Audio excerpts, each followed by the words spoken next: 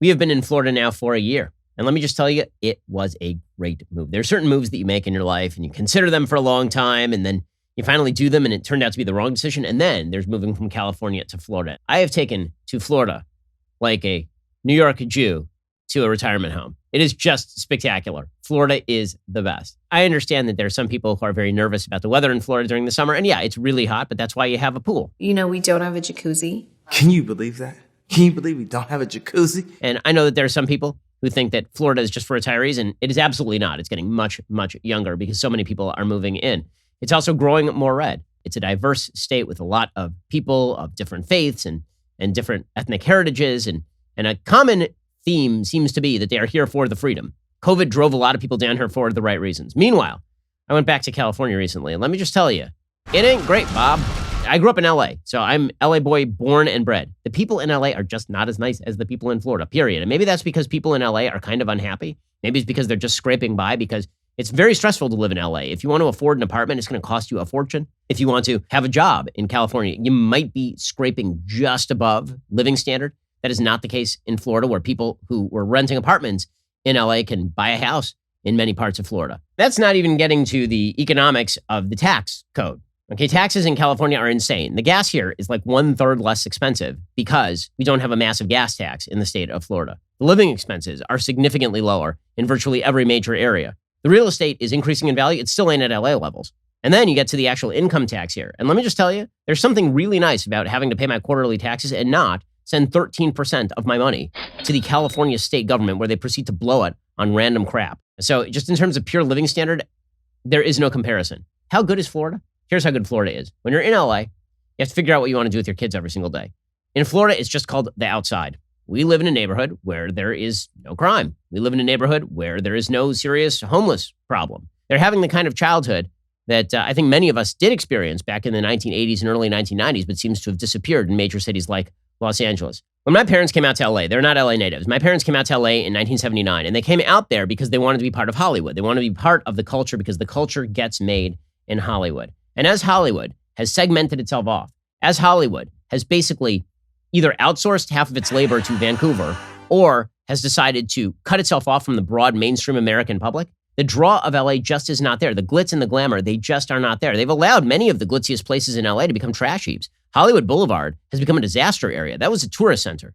I used to go to Grauman's Chinese Cinema, or you would go across the street to the El Capitan. Well, now that entire place is taken over by the homeless. There's a situation a few years ago in which a woman was walking down Hollywood Boulevard and a homeless man came and poured a bucket of feces over her head. This is what LA has allowed itself to become. Even its tourist centers have become degraded. So the people are nicer. The economics are easier. The lifestyle is better. Just the generalized attitude is really great. You know, LA likes to consider itself a really tolerant place, but the truth is it is not a particularly tolerant place. Because LA is basically a one-party state, if you are of the other political party, you really keep it on the down low.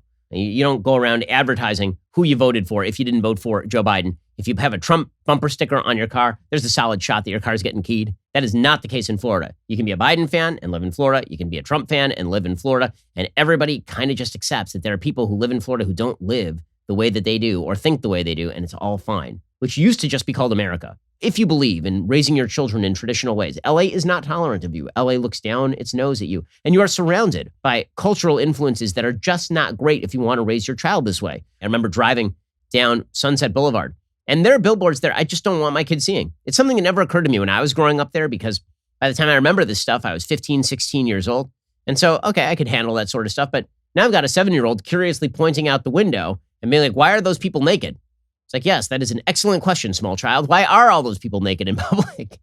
That's something that you just won't see, at least in the area of Florida where I live. There is a generalized feeling in Florida that you can live your life and be left alone. That is something that doesn't exist in LA. Have you ever wondered why internet access is a lot cheaper these days, like $30 or $40 a month? Well, that's because ISPs aren't just making money off your subscription fees, they're also making money off of your data, your internet activity. They sell your history and your data to big tech companies. So what is the best way to make sure that 100% of your data is encrypted and that your internet provider can't get a hold of it? You guessed it, ExpressVPN. ExpressVPN creates a secure tunnel between all your devices and the internet So everything you do online is encrypted. It reroutes your connection through a secure server, which blocks your internet provider from seeing everything you do online. All they can see is that you are connected to an ExpressVPN server, but they can't see anything other than that. It's not just for phone or computer. ExpressVPN works on all your devices. It works on your tablets, your smart TV, even your router, so your entire family can always stay protected. And I can't stress this enough, it's really easy to use. Like, you click one button, it is now downloaded, you click a button again, and now it is working on your computer or your phone or wherever you want it to work, and you're protected. Your data is your business, protected at expressvpn.com/Ben. Visit expressvpn.com/Ben to get 3 extra months of ExpressVPN protection for free. That's expressvpn.com/Ben to learn more. In Florida, people who are vaccinated just don't mask. In fact, nobody really cares about masking in Florida anymore, because if you're unvaccinated, you're not worried, and so you're not masking. And if you're vaccinated, you're not worried, so you're not masking. It is such a relief to come back to Florida from a place like Los Angeles. We went to LA, and people were paranoid about masking, despite the fact that a lot of people who were paranoid were vaccinated. They were getting upset if you didn't mask. They were giving you weird stares. Why aren't you masking? You're ruining everything. How dare you? And then you come back to Florida, and everybody has a baseline understanding that whether you mask or not is now your business because the vaccines are available. The elderly population in Florida is almost entirely vaccinated. So the people who are most vulnerable in Florida have been vaccinating at a very high rate. A majority of Florida adults are vaccinated. The rates in Florida are not all that far off from the rates in many of the well-celebrated blue states. The difference is that in Florida, people have a general baseline notion that other people should get to make their own decisions in life. While in LA, the general baseline notion is, I get to judge you for the decisions you make in life. Folks on the left think that LA is the place of tolerance and diversity. No, LA is the place of unitary conformity. Florida is the place of tolerance and diversity. This is an environment of welcoming, and you should just get the hell out of here. There's a lot less virtue signaling in Florida. When I recently visited LA, we're in a fairly nice, Tony area of LA, which means that there are some small houses that cost $2 million, and there are some duplexes that are in horrific shape, in which the showers don't work and the paint is peeling for $850 a night, I kid you not. And we were walking down one of these nice streets, and we saw the semantically overloaded, irritating virtue signaling signs. And this is something you feel that you have to do in Los Angeles. It's like the Jews painting the blood on their doorposts for Passover. Yeah, I counted like 5 of those on one street. See any of that crap in Florida. Like, that's just not a thing in Florida. People have real lives outside of politics. They don't seek meaning in politics purely in the way that they do in a place like Los Angeles. I am such a good person. Here's the thing about living in LA or New York or any of the major cities in this country. Part of the pitch for living in these cities is that every other place is worse. And if you don't spend a lot of time in the other places, you might think that's true. And then you step out for 5 seconds. It's like Dorothy leaving the black and white house and opening the front door, and suddenly everything is in color. That is what it is like to leave Los Angeles and come to a place like Florida. The middle of the country is great. The areas that most of the people in major cities consider flyover, all those rubes and, they don't know anything. They're just a bunch of nitwits. Those people are nicer than the people that you probably live next door to. You don't have to worry about those people trying to make rules for your life or seizing your property or trying to raise your children for you. Instead, there's just a generalized feeling of social fabric that actually exists. And I've decried the lack of social fabric. That's because LA is a pretty rootless place. Many of the people who are there have come from other places to be there. They haven't really formed a social fabric with one another because the city is just too big to form social fabric. Instead, you just get kind of small cliques that interact with one another. In Florida, there seems to be a broader level of people who are interacting with each other as normal human beings on a daily basis. What does this mean? It means that you're going to see the population bleed continue. People are going to continue leaving California, leaving New York. It was created before COVID. It's been exacerbated by COVID, but it is not going to stop just because COVID starts to wane. I mean, and that's even assuming that the left allows COVID to wane in places like LA or New York, where lockdown seems to be a normal part of life right now.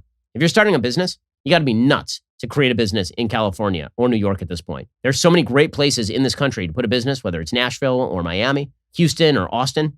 Why would you locate in a blue state at this point? So maybe you're thinking about moving and you're thinking it's really tough to move. Again, the answer is that it may be very tough to move. The hardest thing is when you have familial connections that you have to make weaker, right? That's very difficult when you just move away from friends and family. I'm lucky. My parents came with us. We have all sorts of people who came with us, and that makes things very easy. You may be thinking, okay, well, can I really just make that leap?